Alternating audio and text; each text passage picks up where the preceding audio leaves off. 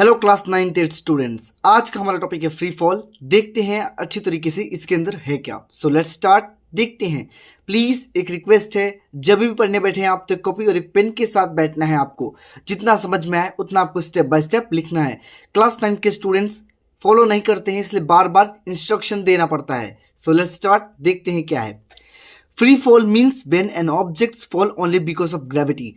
Free fall का मतलब क्या है? जब भी कोई ऑब्जेक्ट गिरे ड्यू टू ग्रेविटी। अब आपको मैं एग्जांपल के थ्रू समझाना चाहूंगा कि फ्री फॉल किसे कहते हैं। अभी हम डिटेल में भी पढ़ेंगे, लेकिन एग्जांपल में एक बार अच्छी तरीके से समझ लेते हैं। मान लीजिए अपने छत पे जाइए और छत पे एक ऊपर जाके एक बॉल फेंकिए तो बॉल नीचे आएगा। जब वो बॉल नीचे आएगा, वो बॉल नीचे क्यों आया? ग्रेविटी के कारण आया। तो ग्रेविटी मतलब क्या? कोई भी ऑब्जेक्ट को अपनी तरफ नीचे खींचे, नीचे अट्रैक्ट करे, उसे बोलेंगे फ्री फॉल। क्या बोलेंगे? Free fall. अब हम अच्छी तरीके से और पढ़ेंगे इसके अंदर। अभी मैंने ऊपर ऊपर से बताया आपको कि समझ में आए। ठीक है स्टूडेंट्स, देखते हैं और क्या है। No other force act on it. इसमें कोई भी एक्स्ट्रा फोर्स नहीं लगता है, खाली ग्रेविटेशनल फोर्स या ग्रेविटी दोनों एक ही है। ग्रेविटेशनल फोर्स खाली प्रेजेंट होता है बस, और कोई भी फोर्स नहीं लगता है। ठीक है। Air resistance is not considered. तो इसके अंदर एयर रेजिस्टेंस नहीं होता है। एयर रेजिस्टेंस का मतलब क्या कि जब भी कोई चीज नीचे गिरे तो हवा का एक फ्रिक्शन हो, हवा का एक फ्रिक्शन हो जो उसे अपोजिट डायरेक्शन में धक्का दे। लेकिन हवा जो रहता है, ग्रेविटेशनल फोर्स फ्री फॉल के अंदर नहीं रहता। एयर रेजिस्टेंस नहीं रहता है। सिंपल सी बात यही है। और देखते हैं क्या है। The earth attracts every object towards its centre due to gravitational force. Earth के अंदर हर एक ऑब्जेक्ट अट्रैक्ट होता है ड्यू टू सेंटर पे अर्थ के सेंटर पे कोई भी ऑब्जेक्ट जो हो वो अट्रैक्ट होता है due to gravitational force. Gravitational force के कारण, एक बार वापस, कि जब भी कोई भी ऑब्जेक्ट अट्रैक्ट हो तो वो अर्थ पे ग्रेविटेशनल फोर्स के कारण अट्रैक्ट होगा। और देखते हैं क्या स्टूडेंट्स। जब भी डाउट हो आपको तो प्लीज कमेंट सेक्शन में पूछिए कि भैया मुझे ये डाउट हुआ, आपने ये अच्छी तरीके से टॉपिक नहीं समझा पाया आपने, तो अगर मेरी तरफ से कोई गलती होगी तो मैं वापस रिक्रिएट करूंगा वीडियो को। प्लीज बताइएगा कि आपको समझ में आया कि नहीं आया। डाउट हुआ तो कि डाउट हुआ, कहाँ हुआ आपको डाउट, किस टॉपिक में हुआ, प्लीज बताइएगा। एंड ज्यादा से ज्यादा शेयर कीजिए, लाइक कीजिए, सब्सक्राइब कीजिए अगर आपको अच्छा लगता है तो। Students let's continue. देखते हैं क्या है। एंड और देखते हैं क्या है। If an object is dropped from A height and air resistance is neglected, the only force acting on it's gravity. तो जैसे कि मैंने आपको अच्छी तरीके से बताया कि आप अपने छत पे जाइए और एक बॉल को पुश कीजिए, मतलब धक्का दीजिए, उस बॉल को फेंकिए, वो बॉल नीचे गिरेगा। जब नीचे गिरेगा तो देखो अर्थ के अंदर एयर रेजिस्टेंस नहीं होता है। एयर रेजिस्टेंस कहाँ प्रेजेंट होता है? जब भी कोई ऑब्जेक्ट स्पेस से अर्थ पे आए तो वहां पे एयर रेजिस्टेंस लगता है, बट अर्थ के अंदर एयर रेजिस्टेंस नहीं लगता है, नेग्लेक्ट लगता है, एकदम ना के बराबर रहता है। ठीक है, तो यही कहना चाहता है कोई भी ऑब्जेक्ट हो जो नीचे गिरे वो ग्रेविटी के कारण गिरता है। जैसे कि मैंने डायग्राम में भी बताया है अच्छी तरीके से कि एक छत है, छत पे आपने बॉल फेंका, बॉल जो था वो नीचे आया। नीचे क्यों आया? क्योंकि ग्रेविटेशनल फोर्स प्रेजेंट था। तो ये सारे प्रोसेस को फ्री फॉल ही कहते हैं। What do you mean by free fall? तो आपको ये दो डेफिनेशन अच्छी तरीके से लिख के आना है। ठीक है। All objects falls with a same, क्या देखते हैं, all object fall with a same speed increases no matter they are heavy और लाइट। देखो जितने भी ऑब्जेक्ट नीचे से ऊपर आते हैं, ये रहा ऊपर से नीचे जाते हैं, तो इनकी जो स्पीड होगा 10 किलोमीटर पर आवर होगा, 10 किलोमीटर पर आवर होगा।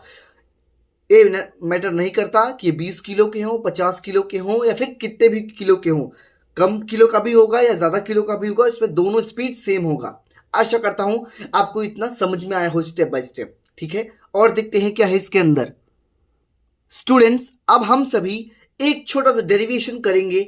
इस डेरिवेशन में देखो इंपॉर्टेंट तो नहीं है, बट एक दो मोस्ट इंपॉर्टेंट फॉर्मूलाज हैं जो हमें पढ़ना है। तो इस फॉर्मूला इसी डेरिवेशन में आया। जो दो फॉर्मूला होंगे वो हमारे न्यूमेरिकल्स में यूज होंगे। तो देखते हैं क्या है। To calculate the value of g, अगर हमें जी की वैल्यू कैलकुलेट करना है। जी का मतलब क्या दोस्त? Acceleration due to gravity. पिछले चैप्टर्स में हमने एक्सेलरेशन ड्यू टू ग्रेविटी बहुत अच्छी तरीके से पढ़ा था। अगर आपने नहीं पढ़ा है तो प्लीज जाके चेकआउट कीजिए। ठीक है। तो हमें कैलकुलेट करना है वैल्यू ऑफ जी। देखते हैं कैसे करना है। The acceleration due to gravity is denoted by g. जब भी एक्सेलरेशन ड्यू टू ग्रेविटी शब्द आए, ये एक्सेलरेशन ड्यू टू ग्रेविटी, उसे डिनोट करते हैं जी से। जी का मतलब होता है एक्सेलरेशन ड्यू टू ग्रेविटी, ध्यान रखिएगा। The unit of g is same has the unit of acceleration metre per second square. जो जी है मीटर पर सेकंड, जी है acceleration due to gravity, so that तो एक्सेलरेशन ऑफ ग्रेविटी का SI unit जो होगा same होगा, तो इसका जो एसआई यूनिट है मीटर पर सेकंड स्क्वायर है। ठीक है, आशा करता हूं आपको बहुत इजी वे में मैं समझा रहा हूं, और एनसीईआरटी के जितने भी टॉपिक्स है उसमें बहुत ज्यादा कॉम्प्लेक्स बताया गया है, तो मैंने थोड़ा मॉडिफाई किया है समझने के लिए कि आपको अच्छी तरीके से समझ में आए और आप एग्जामिनेशन में अच्छे स्कोर भी कर पाए। प्लीज स्टूडेंट्स अच्छी तरीके से समझना, जितना समझोगे, जितना बेसिक क्लियर होगा, उतना क्लास 10th में अच्छा परफॉर्म करोगे। क्लास 10th में देखो डिफरेंट तो रहता है, बट थोड़े थोड़े चीज रहते हैं, थोड़े थोड़े थिंग्स रहते हैं जो आते हैं, जो बच्चों को पता होता है पहले से उनके लिए बढ़िया रहता है। अगर नहीं पता रहता तो उसी टाइम पे जो सर होगा, अच्छा सर होगा तो बताता है डिटेल में थोड़ा सा उसी टाइम पे। कुछ लोग नहीं बताते हैं। Come to the topic everybody, देखते हैं क्या है अच्छे तरीके से। सेकेंड लॉ ऑफ मोशन है F is equal to m a. M का मतलब होता है मास एंड ए का मतलब होता है एक्सेलरेशन। देखते हैं और क्या है। For free fall, free fall का मतलब अभी हमने पढ़ा, कोई भी चीज, कोई भी ऑब्जेक्ट जब ऊपर से नीचे आए due to gravity, that is known as free fall. I think everybody understand what I am saying, समझ में आ रहा हो आप सभी को। Force is the product of mass and acceleration due to gravity. Force क्या है? Product of mass. Product of mass मतलब मास इंटू ए, ठीक है, आशा करता हूं आपको समझ में आया हो। F is equal to a, m into a लिख दिया मैंने, और जी की जो वैल्यू थी, जी की वैल्यू हमने पिछले टॉपिक्स में पढ़ा था, जी एम अपॉन में डी स्क्वायर। एम था M1 M2, लेकिन मास ही था तो मैंने मास लिखा। एम का मतलब मास, डी स्क्वायर मतलब डी मतलब क्या, कितना डिस्टेंस कवर हुआ। ठीक है, इतना ध्यान रखिए। इसे भी पढ़ना है, इसे भी पढ़ना है और इसे भी पढ़ना है। तीनों न्यूमेरिकल्स अच्छी तरीके से, तीनों फॉर्मूलाज अच्छी तरीके से पढ़ना। न्यूमेरिकल्स के अंदर मोस्ट इंपॉर्टेंट है ये। सो एवरीबॉडी, आपको समझ में आ रहा हो मैं क्या कहना चाहता हूं? ठीक है, तो हमने अच्छी तरीके से इसकी जो वैल्यू थी, ठीक है, F is equal to M into G था। जी की वैल्यू ये थी हमारा, ठीक है, या और नहीं आएगा प्लीज इसे कट कर दीजिएगा आप।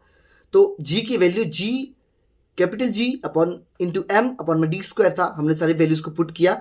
यहाँ दोस्त एम है, दो एम है, एक बड़ा है एक छोटा है, ध्यान रखिएगा। मैंने लिखा नहीं था, माफ कीजिएगा।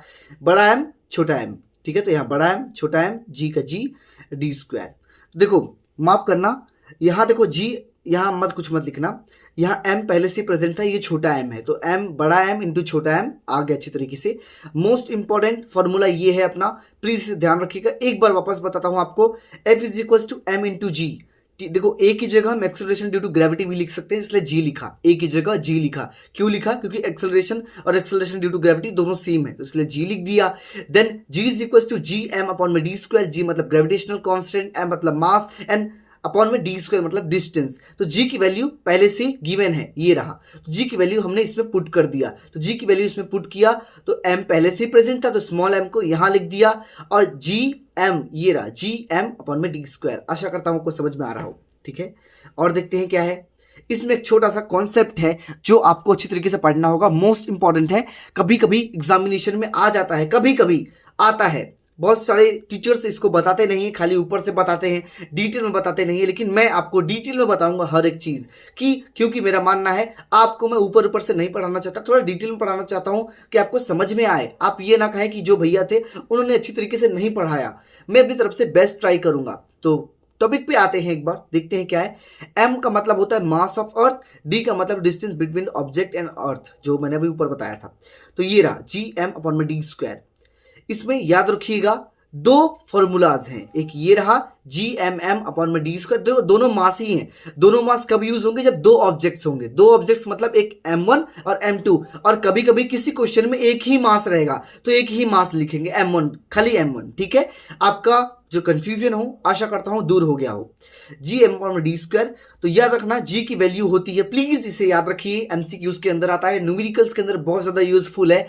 ये बच्चे याद नहीं रखते हैं और मार्क्स कट जाता है, यही मेन होता है। मेन ये होता है, इसे आप याद रखोगे, बस वैल्यू पुट करना होता है और आंसर लाना होता है। देखते हैं क्या है। जी है 6.7 इंटू 10⁻11 न्यूटन मीटर स्क्वायर पर केजी स्क्वायर। इसे याद रखना एक बार वापस, न्यूटन इंटू मीटर स्क्वायर पर केजी स्क्वायर। इसे याद रखना बच्चे बहुत ज़्यादा इसमें मिस्टेक करते हैं, मीटर की जगह मीटर क्यूब कर देते हैं सर, और कंफ्यूज हो जाते हैं बच्चे। इससे भी पढ़ना और इससे भी पढ़ना अच्छे से। एम मतलब मास। अब मास किसका है भैया, तो मास मैं आपको बता देता हूं अभी, 6 × 10⁻24 kg। एक बार ऊपर से पढ़ लेते। अभी मैं मास आपको बताऊंगा किसका है और डिस्टेंस किसका है। अभी के लिए बस आप वैल्यूज को रटिए, 6 × 10⁻24 kg और डी है अपना ये, ठीक है।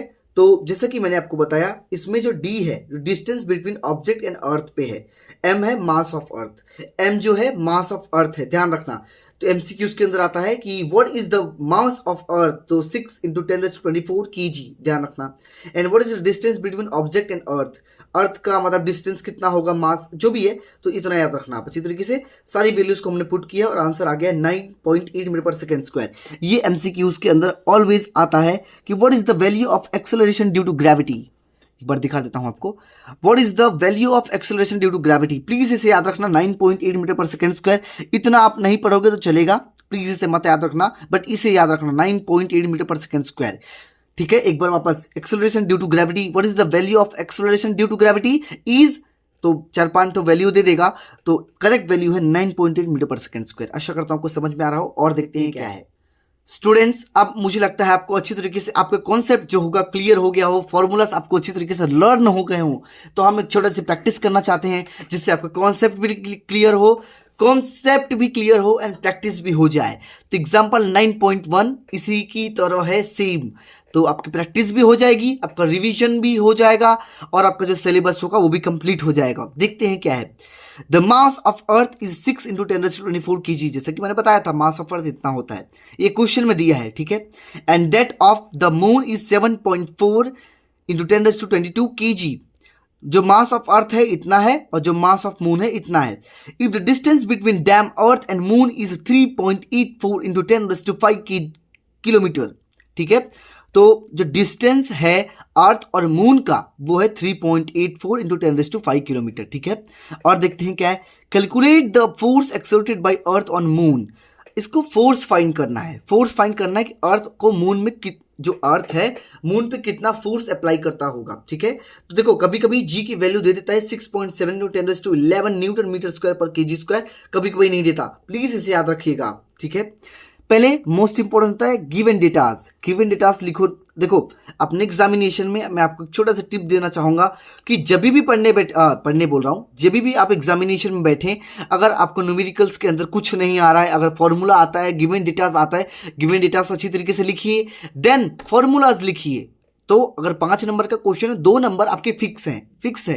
अगर अच्छा सर होगा 2 से 3 नंबर आपको देगा, भले आंसर आया हो चाहे ना आया हो, बट आपने गिवन डेटास लिखा है, फॉर्मूलाज लिखा है, 5 नंबर का क्वेश्चन है, 2 नंबर मिलेगा। एक बार टॉपिक पे आते हैं। गिवन डेटास में मास ऑफ अर्थ एम लिख दिया है, मास ऑफ मून mm लिख दिया है और डिस्टेंस बिटवीन अर्थ r लिख दिया है, ठीक है। डी भी लिख सकते हैं, आर भी लिख सकते हैं, आपके ऊपर है। डी भी लिखोगे चलेगा, आर भी लिखोगे चलेगा। पिछले वाले क्वेश्चंस में जो फॉर्मूलाज थे, वो पिछले वाले जो फॉर्मूलाज थे उसमें डी है, तो इसमें मैं आपको पहले ही बता देता हूं। देखते हैं बताना क्या है, अभी आप देखोगे तो आपको पता चलेगा। देखो एक बात याद रखना, जब भी कोई डिस्टेंस हो हमेशा मीटर में होता है, मास होता है तो केजी में होता है, लेकिन ये डिस्टेंस है, डिस्टेंस हमेशा मीटर में होता है दोस्त, याद रखना। ये किलोमीटर में, कंफ्यूज बिल्कुल मत होना, सिंपल सी बात है। डिस्टेंस जितना हो वो किलोमीटर में होना चाहिए, मीटर में होना चाहिए, किलोमीटर में नहीं। डिस्टेंस, एक बार वापस, डिस्टेंस जो हो मीटर में हो, किलोमीटर में ना हो। तो अर्थ और मून का इसमें किलोमीटर में दिया था, इसलिए कन्वर्ट करना पड़ा, 1 किलोमीटर बराबर 1000 मीटर, ठीक है। तो सारी वैल्यूज को हमने पुट की, 3.84 × 10⁻3, 10⁻3 का मतलब यही होता है 100, ठीक है, इंटू 10⁻5 ये रहा। सारी वैल्यूज को पुट किए, 3.84 × 10⁻8 मीटर में कन्वर्ट हो गया। अब gravitational constant G = 6.7 × 10⁻11 newton metre square kg square, ये आता है, ठीक है। माइनस तो नहीं है यहाँ पे, सॉरी मैंने गलती, माइनस है, माफ़ कीजिएगा स्टूडेंट्स। जहाँ जो वैल्यू थी यहाँ माइनस में होगा, मैंने लिखा नहीं है, माफ़ करना, यहाँ माइनस में है, ठीक है। 10⁻11, प्लीज़ याद रखिएगा। छोटे छोटे मिस्टेक्स जो मुझसे हो जा रहे हैं तो प्लीज़ इसे इग्नोर कीजिए, आप ये मत सोचना कि भैया गलत पढ़ा रहे हैं, ठीक है। देखते हैं आप। अब हमारा मोस्ट इंपॉर्टेंट फॉर्मूला जो मैंने बताया था, F = G m e m m, देखो दो ऑब्जेक्ट्स होंगे तो दोनों का मास, अगर एक होगा तो एक का मास, याद रखिएगा। यही छोटा सा ट्रिक था जो मैंने आपको पिछले वाले फॉर्मूला से बताया था। तो M E M M upon में आर स्क्वायर मतलब डी स्क्वायर। तो सारी वैल्यूज को पुट किया, 6.7 into 10⁻11, 6 into 10⁻24 and 7.4 into 10⁻22 divide किया गया, 3.84 इंटू 10⁻8 को होल स्क्वायर किया गया। तो होल स्क्वायर में बहुत स्टूडेंट्स को दिक्कत होती है भैया यहाँ देखो 8 है, ठीक है। होल स्क्वायर में ऐसे करते हैं, 2 बार लिखा गया, होल स्क्वायर मतलब 2 बार लिखा गया। तो जब देखो जब इस तरीके से कंडीशन होती है ना तो ये प्लस में होता है, ध्यान रखना। तो इसका आंसर आएगा 16। बहुत सारे स्टूडेंट्स 8 इंटू 64 कर देते हैं, ये गलत है, गलत है, ठीक है। अगर मान लीजिए कुछ इस तरीके से होता तो 8 माइनस 8 यहाँ 0 आता, ठीक है। ये याद रखिएगा आप, ये अगर इनटू में हो तो यहाँ प्लस होगा और जो आंसर आएगा ये आएगा। तो मैंने यहाँ लिख दिया है आंसर अच्छी तरीके से, सारी वीडियोस को अच्छी तरीके से पुट किया है। जितने भी 10⁻2 वाले थे, एक ये था, एक ये था, एक था, एक साइड कर दिया है। 10 के लिए अच्छी तरीके से किया है, सारी वैल्यूज हमें पता चल जाए। देखो कैलकुलेशन तो नहीं करने जाऊँगा, लेकिन कैलकुलेशन आपको आने चाहिए अच्छी तरीके से। अगर कैलकुलेशन करने ना आए तो देखो सबसे पहली बात, जो भी फॉर्मूला है, जो भी आप सॉल्व कर रहे हैं उसे आप इजी बनाइए, जितना हो सके इजी बनाइए। इजी कैसे बना सकते हैं, उसे तोड़िए कैसे भैया। देखो जैसे 10⁻2 था तो मैंने 10⁻2 जो 10 वाले जो सिस्टम थे सारे 10 वालों को एक साइड कर दिया, मल्टीप्लाई वालों को एक साइड कर दिया, और जो स्क्वायर वाले थे अच्छी तरीके से एक साइड कर दिया, ठीक है। एक साइड करने के बाद अच्छी तरीके से सॉल्व होता है। अब इन तीनों को पहले अच्छी तरीके से सॉल्व कीजिए, फिर इसे सॉल्व कीजिए, फिर इसे सॉल्व कीजिए, फिर इसे सॉल्व कीजिए, तब धीरे धीरे कीजिए, ठीक है। नहीं sorry, f is equals to 2 f is equals to 297.48 into 10⁻35 आया। सॉल्व करने पे 1.47 इंटू 10⁻17। अब इसमें कैसे करना है भैया, अब इसका ट्रिक मैं बताता हूँ। इसको छोड़ दीजिए अभी के लिए। जो ये है 10⁻2, पहले 10 वाले को पहले खत्म कीजिए। 1035 था, जब भी डिवाइड में हो तो माइनस में होगा। मल्टीप्लीकेशन मान लीजिए ये कुछ इस तरीके से होते तो ये प्लस में जाते, ठीक है। जब मल्टीप्लाई में होगा तो प्लस में होगा, जब मल्टीप्लाई में होगा तो प्लस में होगा, लेकिन अगर डिवाइड में है तो वो माइनस में होगा, याद रखिएगा। तो जैसे कि इसमें था इसलिए माइनस में होगा, 35 माइनस 17, ठीक है। इतना आपको समझ में आया हो, डिवाइड किया गया, आंसर अच्छी तरीके से आ गया है। फोर्स हमेशा आया तो न्यूटन में लिखना। एक क्वेश्चन और है, देख लेते हैं अच्छी तरीके से। अकार देखते हैं क्या है। A car falls off a ledge and drops to the ground. एक फॉल है, एक कार है जो गिर गया एक लेज से और ड्रॉप हुआ एक ग्राउंड पे जिस 0.5 सेकंड में। Let g is equal to 10 metre per second square, या फिर g is equal to 98 metre per second square. देखो g की वैल्यू अगर गिवन है तो उतना ही लिखना, g की वैल्यू इसमें गिवन थी। अगर गिवन ना हो तो 9.8 मीटर पर सेकंड स्क्वायर लिखना। देखो फिजिक्स में कुछ कुछ वैल्यूज याद रखने पड़ते हैं और ऐसा यूनिट्स भी याद रखना पड़ता है, तो ये आपका काम है, प्लीज इसे याद रखिएगा। 3 क्वेश्चन है, देखते हैं क्या क्या है। पहला क्वेश्चन है, what is the speed on striking the ground? What is the average speed during the 0.5 second? How high speed is a ledge? देखो सिंपल सी बात है, गाड़ी है जो गिर रही है, ठीक है। और 3 केसेस दे दिए हैं, इन 3 केसों में हमें फाइंड करना है। बहुत इजी वे में करेंगे, देखते हैं क्या है। मान लीजिए गाड़ी है, ठीक है। ये गाड़ी है जो 0.5 सेकेंड में गिरी ग्राउंड पे, ऊपर से नीचे गिरी ग्राउंड में। ऊपर जो इनिशियल वेलोसिटी था 0 था, फाइनल वेलोसिटी था 5 मीटर पर सेकंड स्क्वायर, और टाइम लगा 0.5 सेकंड। कुछ नहीं करना है, बस वैल्यूज को डालना है और आंसर लाना है बस। गिवन डेटा मैंने लिख दिया। Time of fall t is equal to 0 point, acceleration due to gravity g is equal to 10 metre per second square. कभी कभी अगर g ना दिया हो तो इसकी वैल्यू 9.8 होता है, ध्यान रखना 9.8। अगर वैल्यू नहीं दी है क्वेश्चन में तब। Initial velocity, final velocity. अब बोलोगे भैया इनिशियल वेलोसिटी 0 क्यों हुआ? इनिशियल वेलोसिटी इसलिए 0 हुआ क्योंकि जो कार था रुका हुआ था, ड्रॉप हुआ, रुक के नीचे गिरा यानी रुका था। जब भी रेस्ट पे हो तो इनिशियल वेलोसिटी होगा वो 0 होगा, ठीक है। और देखते हैं speed on striking the ground. अब जो स्पीड होगा कि जो अपना कार था वो ग्राउंड पे आ चुका है तो कितना उस पर स्पीड होगी। तो स्पीड का एक फॉर्मूला था, v is equal to u plus g t. v मतलब फाइनल इनिशियल वेलोसिटी, v मतलब फाइनल वेलोसिटी, u मतलब इनिशियल वेलोसिटी, प्लस g मतलब gravity acceleration due to gravity, t मतलब टाइम। सारी वैल्यूज को हमें निकालना है। v is equal to 0 plus 10 into 10 to 0.5। अच्छे से किया, 5 5 मीटर पर सेकंड आ गया, क्योंकि वेलोसिटी है, वेलोसिटी का होता है मीटर पर सेकंड। अब दूसरा है एवरेज वेलोसिटी निकालना है, एवरेज स्पीड निकालना है, सॉरी। तो एवरेज स्पीड 0.5 सेकंड में निकालना है। तो मॉस इसका एवरेज स्पीड इसी तरीके से निकलता है, u प्लस वी अपॉन में 2 मतलब क्यों किया है, क्योंकि आधा, एवरेज मतलब होता है आधा, ध्यान दीजिएगा। देखो इनिशियल 0 था, फाइनल 5 था, तो 5 आ गया, ठीक है, अच्छी तरीके से। देखो स्टूडेंट्स, अगर आप इसे नहीं भी निकालोगे तो चलेगा, क्योंकि 5 मीटर पर सेकंड क्वेश्चन में दिया गया है। नहीं दिया गया हो तो कर लेना, अगर दिया गया हो तो ठीक है, कोई बात नहीं, करना है, लेकिन अगर मार्क्स अच्छे चाहिए तो कर लेना, ठीक है। सॉरी नहीं दिया गया है, प्लीज इसे करना, मैंने गलत बोल दिया, माफ करना। एवरेज स्पीड निकालने का फॉर्मूला u प्लस वी पर 2 क्यों निकला, क्योंकि एवरेज है, एवरेज जब भी आए तो उसको डिवाइड बाई 2 करना होता है, दोनों प्लस किया, आंसर आ गया 2 metre per second square. Speed है तो मीटर पर सेकंड आएगा, स्पीड है और वेलोसिटी का दोनों का सेम होता है। तीसरा क्या है देखते हैं, height of the ledge from the ground. अब हाइट बताना है, तो हाइट का निकालने का फॉर्मूला था using a third equation of motion, s is equal to ut plus half g t square. u मतलब था अपना इनिशियल, तो इनिशियल 0, t है 0.5, हाफ g मतलब acceleration due to gravity 10, t दिया है 0.5, सारी वैल्यूज को रखा गया और लास्ट में 1.25 मीटर आ गया। 1.25 मीटर क्यों आया भैया, क्योंकि डिस्प्लेसमेंट है, ये डिस्प्लेसमेंट निकाला हमने। अब बोलोगे भैया यहाँ हाइट है, देखो हाइट हो चाहे डिस्प्लेसमेंट दोनों का मतलब सेम ही होता है, यही फॉर्मूला से निकलता है, ठीक है। आशा करता हूँ आपको समझ में आया हो इसके अंदर स्टेप बाय स्टेप हर एक चीज। और देखते हैं स्टूडेंट्स, अब हम पढ़ेंगे 9.3 एग्जाम्पल, मोस्ट इंपॉर्टेंट एग्जाम्पल इसे हम कह सकते हैं, शायद एग्जामिनेशन में आए, तो एक बार देखते हैं क्या है। Object is thrown vertically upward and rises due to a height of 10 centimetre. एक ऑब्जेक्ट है जिसे हमने वर्टिकली थ्रो किया ऊपर, एक बार ड्राइंग बताता हूं।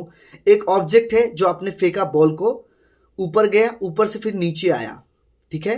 तो एक ऊपर गया देन नीचे आया, जिसकी हाइट थी, जिस बॉल की हाइट थी कितना, 10 सेंटीमीटर।